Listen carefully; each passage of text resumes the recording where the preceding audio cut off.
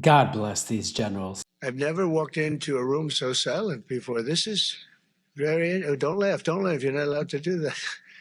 You know what? Just have a good time. And if you want to applaud, you applaud. And if you want to do anything you want, you can do anything you want. And if you don't like what I'm saying, you can leave the room. Of course, there goes your rank, there goes your future. Do you think they're laughing with him? Could you imagine devoting your entire career to defending America? You're a top-ranked general somewhere around the world at your post on another continent, and you're called back by this commander-in-chief and his secretary of war, former Fox and Friends host, and you have to sit there and listen to stuff like this. But to their credit, they sat up straight, they were stone-faced, and they didn't give him what he wanted. I was watching during Biden, there were troops standing up like this, brave, standing up at attention, the way I should stand all the time. And I'm like this, and people are standing, and their mouth is this far away from their mouth, and they're spitting at him, and they're screaming at him. And that soldier standing there, he wants to knock the hell out of the person, but he's not allowed to do anything. So they just stand there and they get abused. And a woman was this far away from his face, and she starts spitting in his face, and he's not allowed to do anything. If it's okay with you, generals and admirals, I've taken that off. I say, they spit, we hit. Is that okay? I think so. They spit, it's a new thing. They spit, we hit. Of course, this is Trump's desire to violate the Posse Comitatus Act, a really old law from the 1800s that prevents a president from deploying the U.S. military, troops, soldiers, in the streets of American cities and towns for domestic law enforcement purposes. Now, in a minute, I'll share some more truly ridiculous clips from Trump's and Hegseth's speeches at Quantico today. But first, let's take just a moment to think back to the other times this year that this has happened, where Trump has tried to make the U.S. military his own personal police force. And I'm thinking of this North Korea-style military parade through Washington, D.C.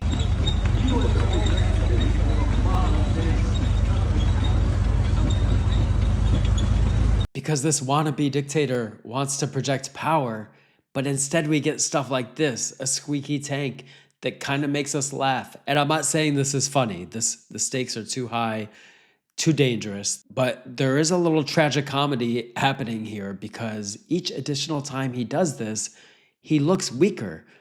Remember the speech that he gave to soldiers at Fort Bragg and how many norms he violated by doing so, by really politicizing the military. No fat soldiers, no political opposition to the president. Those were the directions to these soldiers sitting behind the president in the bleachers during his visit to Fort Bragg on Tuesday. This is according to internal 82nd Airborne communications. The story was first reported by military.com. Internal communication within the 82nd Airborne Division outlined specific directives. Those include soldiers sitting in the bleachers are to be fit and not look fat. And soldiers with political views in opposition who don't want to be there need to get swapped out. You really can't make this stuff up. And spoiler alert, but do you remember the Wizard of Oz at the end when Toto pulls back the curtain and reveals behind it this weak old little man who's been creating all these smoke and mirrors to project strength and power? And it turns out just to be this guy. I think we may be getting closer to that scene in the movie. Part of the reason that I think that is when you watch more clips like these from today's speech. It's tiring to look out at combat formations, or really any formation, and see fat troops. These guys really have something with fat people. Likewise, it's completely unacceptable to see fat generals and admirals in the halls of the Pentagon and leading commands around the country and the world. It's a bad look. It is bad, and it's not who we are. So whether you're an airborne ranger or a chairborne ranger, a brand new private or a 4-star general, you need to meet the height and weight standards and pass your PT test. So no fat people and no short people? And as the chairman said, yes, there is no PT test.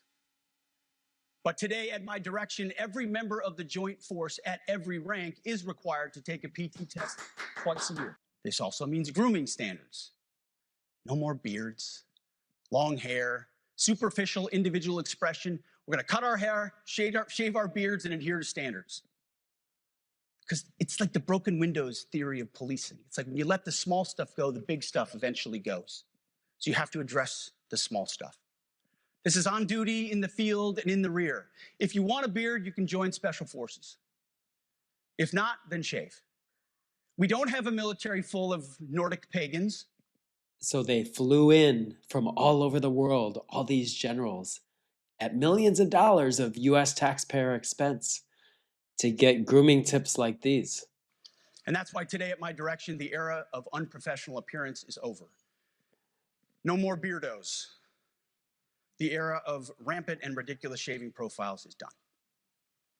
Simply put, if you do not meet the male-level physical standards for combat positions, cannot pass a PT test, or don't want to shave and look professional, it's time for a new position or a new profession. I'm sure that that's a goal as they carry out this purge of top military leadership. They want to get some of these generals who clearly disagree with what the Fox News war guy is saying. They want them to resign voluntarily. I don't think many of the people in this crowd are going to do that. I think that many of them take their oath to uphold the Constitution over the whims of any leader, regardless of party, as the more important mission in this time. I don't see many of them resigning their posts voluntarily. Perhaps the best moment of Hegseth's remarks was the last one, when it looks like he was waiting for all the generals to cheer for him. But instead, this happened. You might want to watch it in slow-mo. Move out and draw fire, because we are the War Department. Godspeed. Room, attention.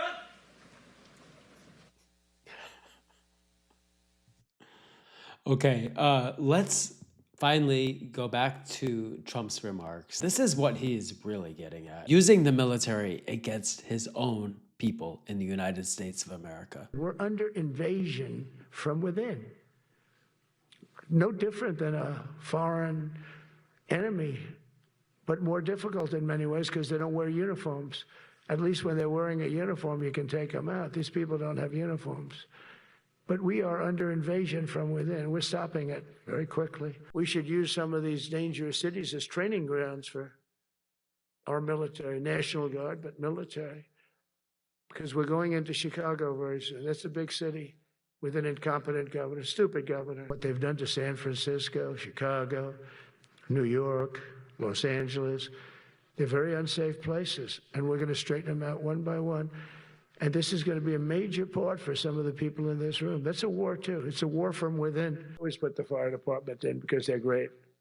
They're great. And I got 95% of their vote, too. That helps.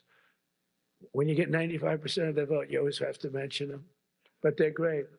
And they're brave in our inner cities, which we're going to be talking about, because it's a big part of war now. It's a big part of war. But the firemen go up on ladders, and you have people shooting at them while they're up on ladders. I don't even know if anybody heard that.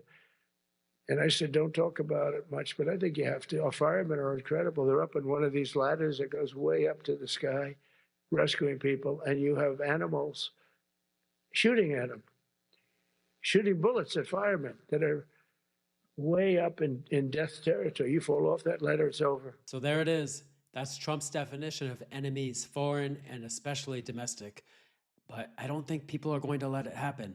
I don't think the generals in this room are going to let it happen. I know people in cities like Portland and Chicago and Washington, D.C. and Los Angeles are not letting it happen. To take us out, I want to go to Mark Milley, the retired general and former chairman of the Joint Chiefs of Staff, who gave this speech a couple of years ago, warning us on his way out the door of what Trump was aiming to do. Listen to this. We are unique among the world's armies. We are unique among the world's militaries. We don't take an oath to a country. We don't take an oath to a tribe. We don't take an oath to a religion. We don't take an oath to a king or a queen or to a tyrant or a dictator. And we don't take an oath to a wannabe dictator. We don't take an oath to an individual. We take an oath to the Constitution, and we take an oath to the idea that it's America, and we're willing to die to protect it. Those values and ideas are contained within the Constitution of the United States of America, which is the moral North Star for all of us who have the privilege of wearing the cloth of our nation. It is that document that all of us in uniform swear to protect and defend against all enemies, foreign and domestic. Those who sacrificed themselves on the altar of freedom in the last 2.5 centuries of this country must not have done so in vain. The millions wounded in our nation's wars did not sacrifice their limbs and shed their blood to see this great experiment in democracy perish from this earth. No, we, the American people, we, the American military, must never turn our back on those that came before us. And we will never turn our back on the Constitution. That is our North Star. That is who we are, and that is why we fight. Thank you, and may God bless our military, and may God bless the United States of America.